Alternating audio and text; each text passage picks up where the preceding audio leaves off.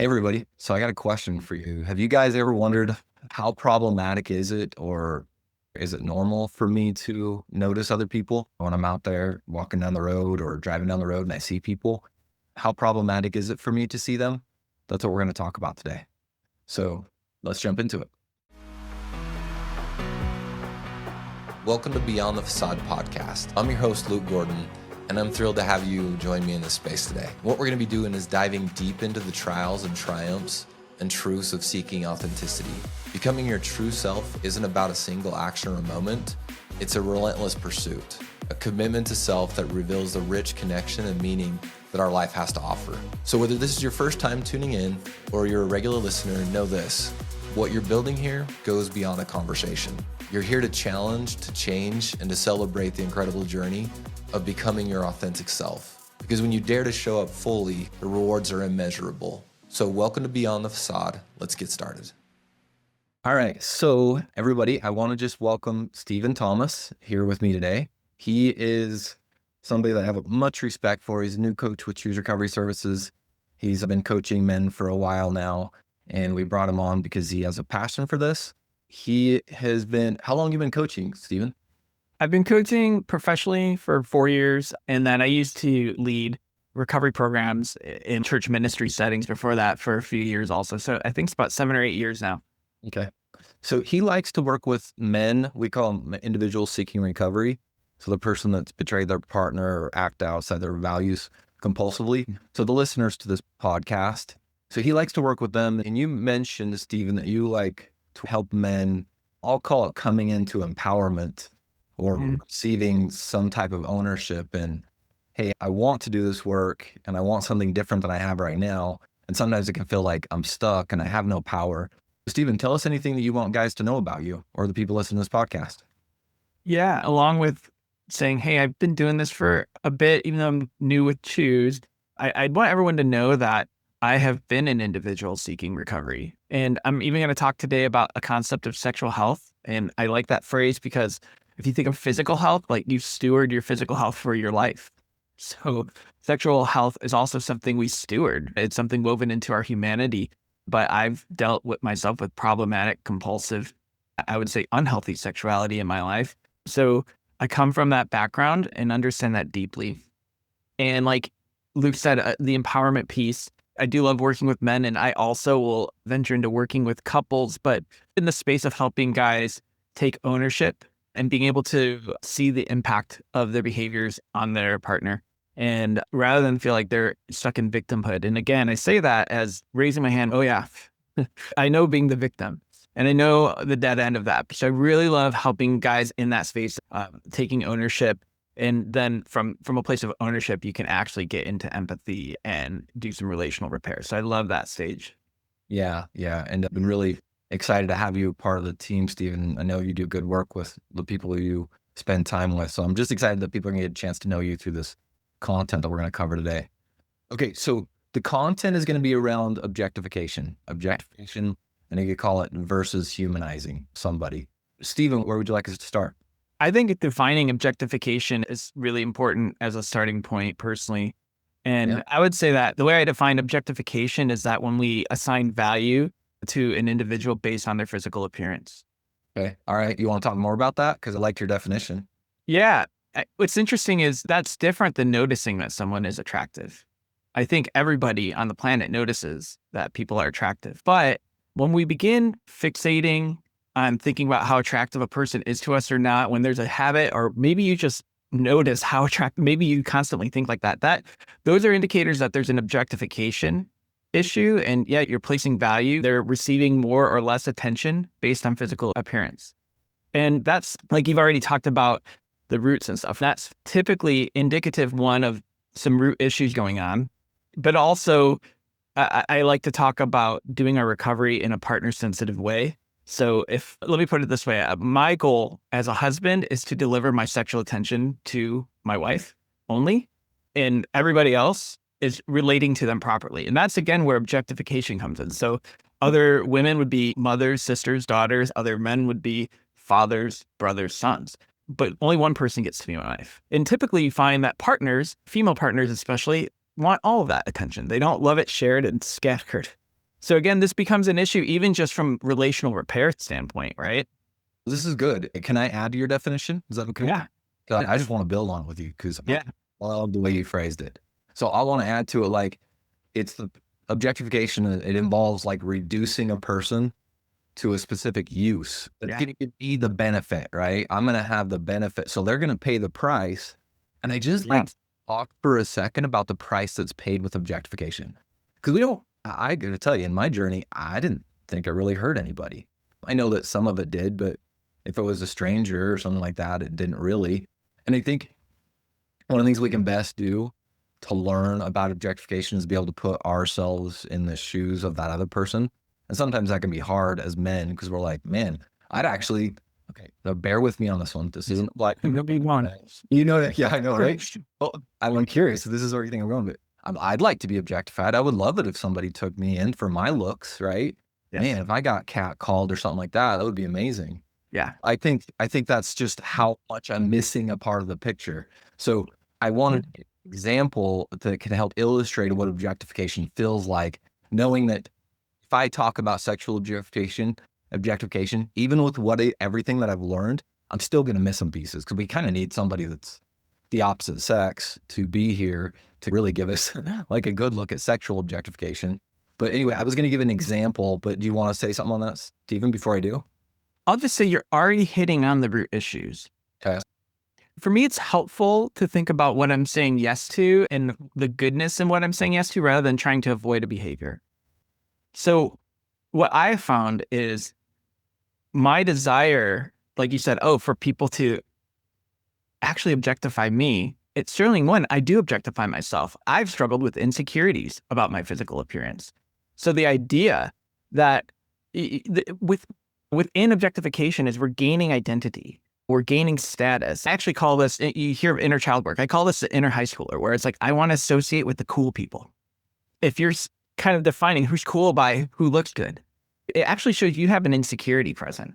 So this part of us that even wants that attention, I think, that wants that, like, to be objectified is saying, oh, what about coming to this place of, I'm actually good as I am, as I embrace my own physical health journey. It's okay if you're like saying, hey, I have work to do that, but we're putting in work, we're stewarding ourselves. And yeah, we're not gaining that status, that identity. I'm not going to take from you and others to prop myself up. Actually, there's such a contentment when we get into that place. I'm at peace with who I am, and I'm at peace with what I have to steward in my life. I don't know if I veered you too off on what you were going to say, but it's spot on. I was just going to give one that we could maybe relate to. And I get that it's not sexual objectification, okay, here for a second. But what does it feel like? What does it feel like? As close as we can really relate. Okay, just think for a second about some job you've had in the past, okay? A job that you've had where your boss did not value you. You were a means to an end for that person. You were, like, I don't care what your feelings are. I pay you. You get a paycheck, so do what I say, right? Yes. You don't matter to me. Even if those aren't the words said, that's what you feel. That's what you notice, right? Yeah. And certain people will be like, yeah, I got to be objectified at work because that is what I do is I'm a paycheck. But that person does not have the ability to be able to comprehend that you're a human and that you have your experience outside of that. So we know what that can feel like. And that could be somebody, a boss. That could be maybe we played sports when you had a coach that objectified you. You were only then there for the W. Like that, they didn't care about what else came of that. They would run you ragged. So yes. I know what that feels like. And I know what it's like to be around somebody that takes and to humanize somebody's a lot of work. That's not, I don't know. It doesn't feel as easy if I've been used to objectifying.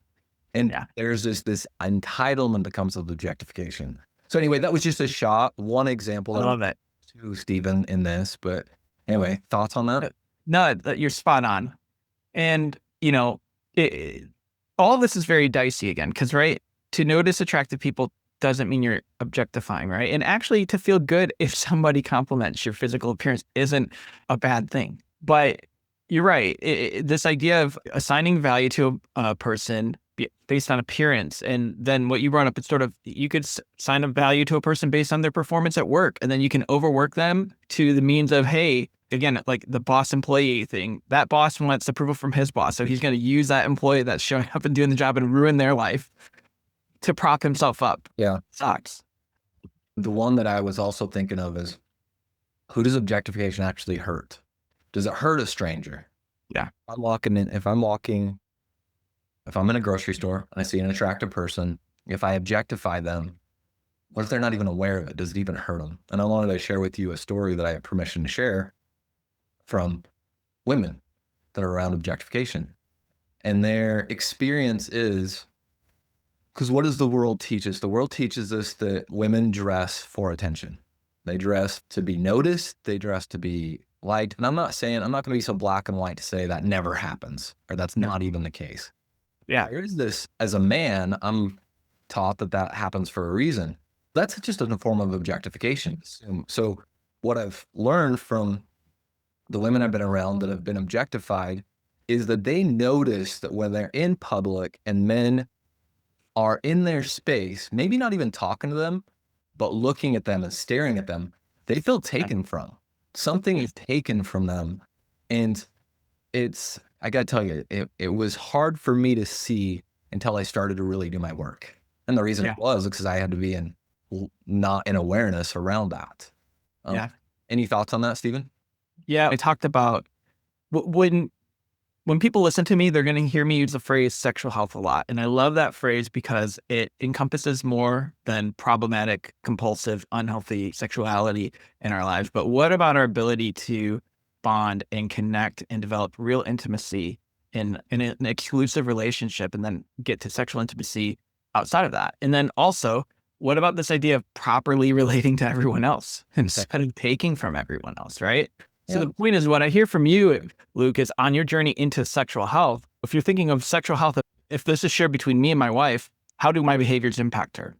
And when you start listening to women, then I actually think you can't define sexual health without input from a woman, because there's a relational aspect between a man and a woman and what we're talking about. So when you think of it like that, when you start listening to women, you hear, no, I feel taken from. The tension is about comes if I dress well or not. And I hate it. It's that same thing of I'm getting value at work based on performance or my special skill or things like that. And there's more to me. And again, we can maybe all connect that idea of like, I actually want to be recognized for what I'm good at. Sure. But when that's only that, you know what I mean? It gets old. And also, you hear from women like, you can feel it. And it feels a little disgusting. The other problem with objectification, and she's not giving it to you. I've heard some stories of guys, you hear guys like taking pictures out in public of pretty girls, and it feels like such a violation when women hear about that. And it is. I said earlier about the idea of properly relating to everybody else. And what I'd like to appeal is this is not my idea, but it's brilliant. I heard it from a guy named Daryl Barons, but I think that I don't even know if I pronounced his name right. But he says, when you're taking, if you think of like predators consume. They chase after, they consume, and they take. But the other option is to protect. And I think that we as men love to protect. And we can appeal to the idea of, I want to protect again. That's why I like to even define mothers, sisters, daughters, fathers, brothers, sons, and then one partner, one who gets that attention. I don't know if that answered it, but it brings up all that. And I think it's connected to what you Have any of you ever heard of Matt Fradd? MATFRADD? Oh my goodness. He actually does some really amazing work on, is pornography good or bad? And is pornography intrinsically evil? Like what is it? Is pornography only bad because of, rape culture? Yeah. Just misogyny, just whatever it might be. Yes. And he talks about what makes pornography intrinsically evil or bad is actually the consumption of one person. So I consume another person. I recognize it can be like, if you never heard the word before, it can sound really intense. Yeah. I consume another person to meet my needs, right? Yes. That isn't a willing participant, that isn't choosing into that.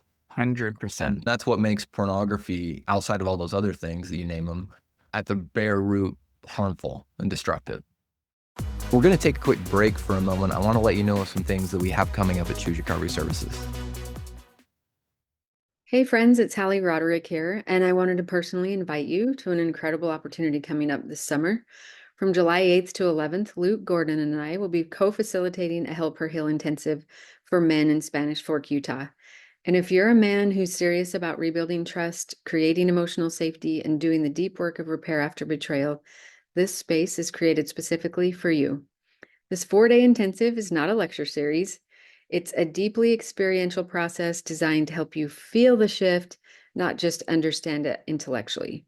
Together, we'll explore powerful tools and practices to help you develop real empathy, shame resiliency, and a clear understanding of betrayal trauma so you can begin to show up as a safe, trustworthy partner again. You'll also have the opportunity to connect with other men who are on the same path, men also committed to growth, their integrity, doing the hard work, and the beautiful work of relationship repair. So whether you're just beginning this process or you're well on your way, this intensive can be a powerful next step in your journey towards healing. So if you're ready to move forward, we'd love to have you join us. So to learn more or to reserve your spot, check out the show notes where you'll find a link to reach out to our office. So let's do this work together. Hope to see you in Utah. Let's get back to our episode. This is why dealing with objectification is important, because it's often wearing the same lens as a guy wears when he uses pornography. And you want to take off that lens, and especially if you're wanting to repair your marriage. You want to take off that lens. But I hope that you can even see the correlation that you're just a consumer. And again, when we're consuming, it's like, underneath it is we're trying to feel better about ourselves. In the end, there's these subconscious questions. And if this woman's attractive, maybe it's like, man, I want to associate with these people because I feel so bad about myself. So I want to be around beautiful people. Or are they vulnerable? Would this person notice me? And we're hoping to get this attention, but it's all coming from consuming rather than actual love, which is, I believe, more about giving. Yeah. Oh, sorry. I'm just like saying amen, Stephen. I'm not trying to. Yeah, no, you're good. So they have this piece where I remember early on in recovery with Alana. I remember my therapist, my CSAT therapist, me talking about I was free from pornography and it was pretty bad for me. It wasn't a once in a while thing. I wasn't acting out with other people, and things were going well from that type of behavior. Yeah. But my partner was still feeling like sex was really, really important for me. And I was frustrated because I didn't have an outlet besides sex to be able to fill that. And I remember one time talking to him about, I remember talking to him about thinking about us being intimate, us having sex. And he talked about the level of inappropriateness of me engaging in those thoughts outside of her. And I'm like, oh my, I was so mad because I'm like, are you going to take something else away from me right now? Totally. Something else. And I was like, what is the problem with this? We're married. And he's like, it's the same thing in a way. You are, and he said it more kind than this, and it was more clinical than this. But he said, you're still consuming your partner. You're still taking your hard day, or you're not feeling like you're enough and wanting love and connection, but doing that when she's not present and you're thinking about her and you've gone into you're not in reality because they're not there. And that took me a long time. That was a bunch of sessions. So me coming out of that and realizing objectification doesn't just happen with strangers. I can also, whether it's with my partner there or not, they can still feel very much taken from, very much not a part of the process. That's still objectification. Yes. Yeah. Women love our pursuit. And I talked about sexual health. And again, the continuum of unhealthy sexuality or problematic compulsive sexuality, you put in that bucket, right? But then can you bond? And women want to know that they're delighted in beyond what they can give you. They don't want to feel like somebody they're being consumed on. Your wife doesn't want to feel that from you. So they want to know, hey, like you like me just for me without sex, right? So it's actually very good, I think, in recovery for women to realize, hey, I need to feel that from my husband, that without sex on the table, does he see the gift of me? Because it actually will push a couple to intimacy that will just make their sexual intimacy, it'll make their sexual experiences actual sexual intimacy, I believe. And there's layers to it. It's almost, I'll just say I'm pausing because I could go into a couple spots here, but I just want to maybe let that point stand, which is to just riff off of what you're saying is women want to know they're delighted in beyond sex. Because otherwise we're consuming our wives. Yeah.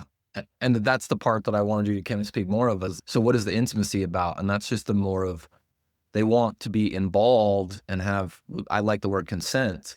They want to be a part of that experience rather than being somebody that's just filling our needs. Just 100%. Yeah. And your wife wants to be your partner, not your mom or not your caretaker. You know what I mean? And there's this like dynamic of, oh, he will be okay if I give him sex, that kind of ruins the partnership a bit to a degree. But it creates a dynamic that doesn't breed an equality and an intimacy. Your wife will look down on you and she'll hate the sexual experience, the truth, over time, especially. Maybe there's a degree of them feeling good that they can give you that. And that can happen in healthy sexuality too. Sure. But when it's out of balance, especially, we run into some big problems. Yeah. And I want to call something out here to do a little bit of a mini pause and more on what I'm saying, Stephen, than what you're saying, is if you're a partner, when you're listening to this podcast, because a little less than half are the betrayed partner or the partner in healing. If this isn't resonating, it's okay. And I also just invite you to, if it doesn't fit or doesn't feel like it, we want to know about it. Because we're talking about what we've heard and what we've learned about what partners experience. But if that's not what you experience, we want to know about it. And I think going back to Stephen, one of the things that you're saying is this is about intimacy. This is about two people seeing each other and also cutting out those dynamics. That's so hard. Disrupting those old patterns. You're in a dynamic that consists of, you're just a man waiting around for her to be ready and she just doesn't want anything to do with it. And I recognize this isn't everybody, but that, not only is she feel like she's having to do something she doesn't want to do, you're just feeling like you're having to wait. That can be disrupted. That can look different if we pull everything out, unpack it, and then we put it back in a new way. So if you want to know how to do that, let's talk more about it. So love it. What else around the objectification stuff, Stephen, was on your mind? Yeah. So I want to talk about, it's related to what you just said, which is just a positive impact of when you actually confront this in yourself. One, like I said, if you look at the deeper roots of why you're needing to get that external attention, it points to some insecurity that you can bring to the surface and deal with. So there's that piece. The other thing is you said intimacy, right? This is about connection and intimacy. It's really difficult if you're battling this. Like you talked about consent. I think it's good for guys to get to the place of, hey, I'm just being real about where I'm at and I'm giving you this information as my partner. And you get to decide, hey, do I want to do this with you? Because otherwise, part of the problem of betrayal is like, who have you been? I feel duped into this relationship. And we have to get to the place where we try to stop controlling that our people choose us and try to manage the narrative and say, this is where I'm at. This is what I'm doing to work on this. But in the gift of when you do that, and when your partner chooses in, then you actually get intimacy. Otherwise, you're stuck thinking, she doesn't love me. She doesn't even know me. So there's this disconnect when we hide it. And this is that piece I think that we want to hide because maybe it feels like later recovery stuff, or maybe, I don't know if it has to be later recovery stuff, but the point is it gets us out of that place of trying to perform for our spouse. Because we as men, we actually want intimacy. We want to be known too. So the gift actually is, I think there's deeper layers of connection. And also even I think that sometimes what can intensify the arousal is the fear related that you're even noticing. And then you have this fear response and you cap that, you bring that on top of maybe just excitement of seeing an attractive person. You're scared and now it's just become a bigger thing. And you take away that fear, you'll realize, oh, I actually don't, this is not as hard as I thought it was. That's really powerful. Thank you for pulling that in. Yeah. Yeah. So you get connection, you get to realize, oh, people being attractive isn't the end of the world. I'll say like, I said sexual health is something we steward. For me, knowing that I have insecurities and doing work, it's like, hey, without shame, with my partner knowing where I'm at, I just go on the journey of, you know what, I'm not going to take from this person. I'm not going to gain identity from others. And when I know, like, okay, they're attractive, without shame, I'm going to practice a new neural pathway, so to speak. And again, just realizing this is where I'm at with my sexual health. It's out in the open. You can grow. And again, when you do that without that fear present, growth is more, it really is attainable. And again, you're doing intimacy. We're not doing the secret stuff. And like you said too, we should confront the consumer. So again, we want to get rid of that and turn into protectors and turn into people who love well. I mean, so I see so much benefit in going after this issue. And I think that it's that scary issue because we're still scared of our spouses. And that's why intimacy isn't even happening. But I'm just saying part of recovery, I think, has to include this, is the reality. We have to look at our paradigms, so to speak, that we operate in and being willing to confront them. I so love that you're saying confronting them. And I'm going to think about the trifecta, let me call it that, the three things that have existed to create, a rich soil for objectification. So we were talking about roots before. Let me give you three pieces of this. And then, because this is, when you're talking about confronting it, this is what I believe that we have to confront. So three pieces. A bunch of sexualized media. Okay, a bunch of it. That's what our world's created, like television, the movies, like everything frequently portrays people, specifically women, as bodies to be consumed, right? Not as humans to be known. Okay. Yeah. That's the first one. The second one is the toxic masculinity piece, right? So there's some big cultural norms around there of, to be a man, you do exert power and dominance, right? And that's not where intimacy comes from, right? This emotional suppression. So that's the second one we talk about confronting. The third one is this, and my favorite one to talk about lately, because I've never really looked at it through this lens, which is this capitalistic framing of what objectification is. Because capitalistic framing really is they're not valued for anything other than productivity, performance, appearance, and it reduces them, right? It reduces them. So us as men, like, this is our messaging. So when you confront it, we have to find proof and data that pokes holes in these three things. Yeah. And that's confronting it. Yeah, I like that. All three of those points are really powerful. And I would appeal to men who might feel this, making you uncomfortable if you're listening to this, which is there's an opportunity to be a protector to humanity. And there's an opportunity to first be a protector at your home.